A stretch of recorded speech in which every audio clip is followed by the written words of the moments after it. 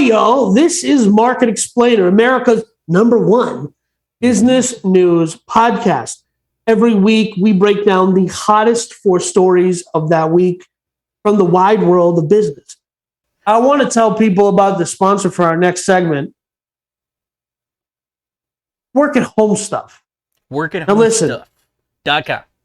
That's right.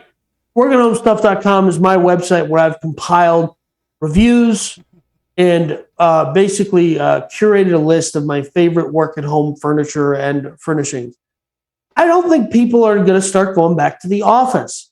So if you're picking out a new chair, a new desk for that newly minted home office, after 2 years, you caved in and said, I guess I just work from home now, go to workathomestuff.com and pick something up.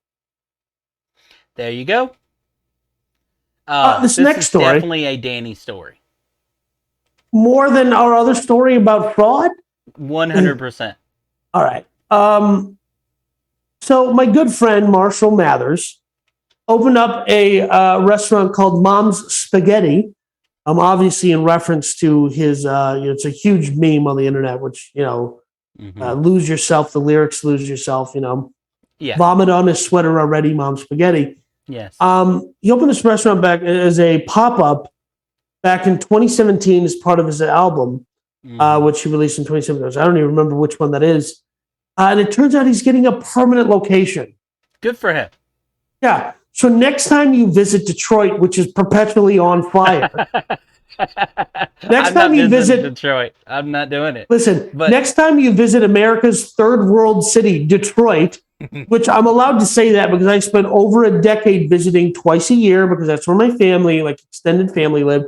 I still have a handful of cousins that live in Detroit. It is perpetually on fire.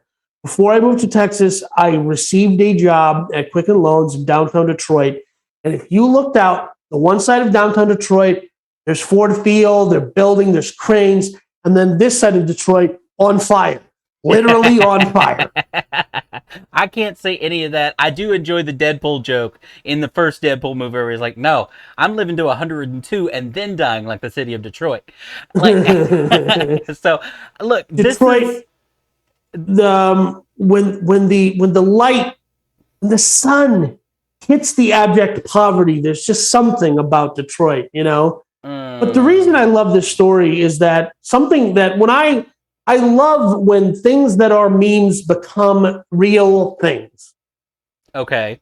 Right? And that lyric, that one phrase in that song became so memed. In like 2012 was when really was hot meme.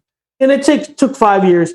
But the fact that Eminem, a multi-platinum selling rap artist, owns a spaghetti restaurant that just sells spaghetti and meatballs. And that's it. Like, their entire menu is a plate of Mom's Spaghetti for $9 or $12 if you add meatballs. The Sketty sandwich is $11. And drinks What is $3. that? That's it. What is that? A Sketty sandwich? You know what a Sketty sandwich is. I do, but I don't want to. Is it a hot Sketty sandwich? Like, do they toast the bread? Is it just I got so many questions. Like, is it a meatball sub kind of thing? Who knows what it is? I don't know. The point is look, here's what I appreciate about this story, because there's a lot of dumbness, right? Right. There's a lot of idiocy to this. But here's what I appreciate. Danny and I have talked about several times on this podcast about pop-up kitchens, ghost kitchens, these kind of things that do it. I like that this is something that popped up 3 years ago. They've done randomly here and there, and they tested whether this would sell or not. Right. Would the people of Detroit go and buy a spaghetti sandwich? Right? Right. Whether it was not bought, but created by Eminem or not, right? Well, the people and the reality is, go ahead. And the reality is, this wasn't created by Eminem. It was created by a conglomerate restaurateur that, but hey, here's the even funnier part. He was serving spaghetti last weekend at his restaurant. That's my point, is, again, so it's tied to Eminem. My point, though, is this is a company, and yes, you're right, a conglomerate of restaurateurs and stuff like that. Okay, but it was tested, retested. You know what? there seems to be enough people in Detroit that That want to this. buy spaghetti through a drive-through that, Yep. you know what I mean, are willing, that this could be a thing. And good for them. That's what I applaud about this story is I don't, there was a time where if you wanted to open up a restaurant, if you wanted to do something a little different, you had to go out and find the capital to put everything together, to find a place to Right. put a lease in, to get all the kitchenware and all the stuff that it takes. You had to put the entire, you had to fund the business before you ever opened the door. Right. We no longer live in that world. Right. You can Which go is out and crazy. contract with the ghost kitchen, put Yeah. your recipes, put your, you know what I mean, things to a test, and And it wait. not bankrupt you, Right. and try it. And guess what? If it hits, great. You move on to the next stage, you move on to the next Right. development, you whatever. But you don't have to bankrupt your entire family to try a new idea. Correct. Now, this is the location they're opening is on Woodward Ave. If you're a car guy, you know Woodward because that's the Woodward Dream Cruise.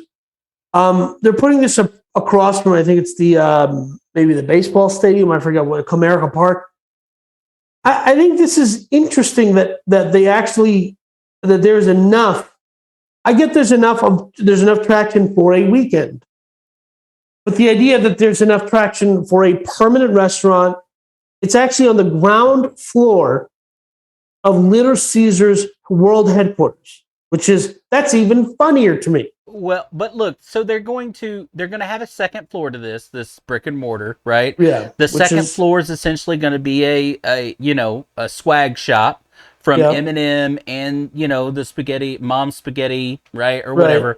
But here's the deal, and I think that to me is them leveraging as well. Like, hey, we're going to make some money up top as well. So the restaurant, and it's also a gift shop, right, or whatever. The thing to me is, and again, I don't know anything about Detroit or their how their Culture. commercial properties work out or whatever.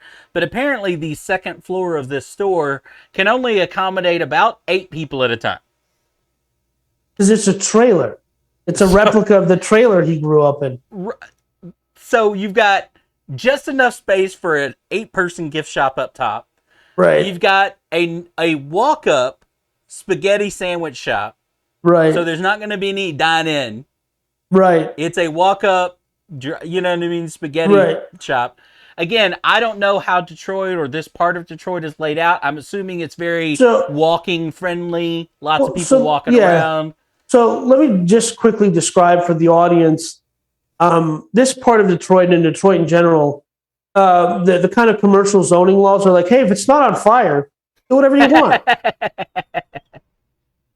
Right? Okay, so, again, I know nothing about Detroit. Yeah, or Detroit's commercial market. I know exactly where this is. I've been down there a couple times, not a lot. Obviously, my family lived in the ritzy part of, the not downtown, of one of the suburbs. But it's just fascinating to me that, and listen, they've built this as kind of an attraction, and it's like, who's coming to Detroit on vacation? That's the part that I don't understand. Because attractions work. Like, seriously. Like, there's a reason every place, there's a reason there's a Disney store in Times Square. There's a reason there's, what the Jelly Belly jelly beans, and you know what I mean? There's a Chicago popcorn in Times Square.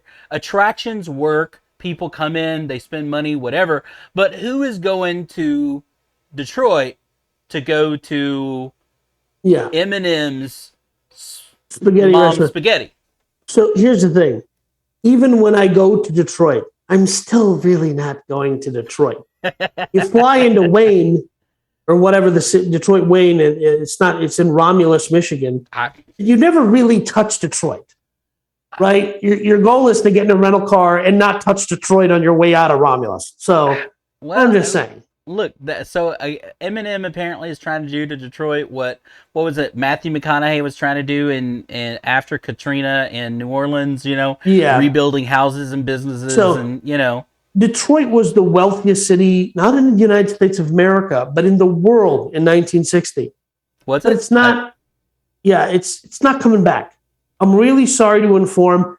And the guy who's in Quicken Loans guy who's invested billions of dollars into Detroit and billions of dollars into Cleveland Sorry, pal, ain't happening.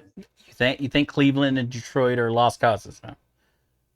Yes, and I think my former hometown of Minneapolis. Technically, I'm from St. Paul. Shout out to the 651, but I'm just saying, like, it's also going that direction. And it's too cold and the taxes are too high. Why would anybody live like that if you don't have to? I think everything is cyclical. I mean, I think Detroit, like Cleveland or other places. I mean, we Good just luck. talked about Kentucky and Tennessee, right? Yeah. About this big investment into those. People could have said the same thing about those a year ago, right? So I True. think eventually it's all cyclical. Eventually, Yeah. real estate comes down low enough where somebody out there commercially goes, "This is so cheap. I've got to build this factory, this whatever." And Whatever. as soon as you Yeah. start getting decent paying jobs in an area, it just starts to rebound, and it's all about jobs. It really is. It's just about jobs. Yeah. If you have good jobs, the residences will come in. You know what I mean? The Yeah. buildings. And I don't think Eminem's mom's spaghetti restaurant is really going to be the economic catalyst I am not to saying creating. that. I'm Yeah. just saying that at some point, your places like Detroit, Cleveland, a lot of these others that used to be big cities that people have been Yeah. fleeing for decades, it turns around for those cities. It just eventually does. Well, best of luck to Detroit. It just may not be in my lifetime. Is all I'm saying. It's the only place, only downtown you can go to in the United States of America and roast a marshmallow on every corner. Again, those words are said by Danny. Those are not Right. officially the thoughts and whatever Right. opinions of Market Explainer or the big man. Right. Just Danny. Correct. All right, is that all today, Danny? Well, I just wanted to, ask a question. Look, if you had one shot, one opportunity to seize everything you ever wanted in one moment, would you capture it or just let it slip? What?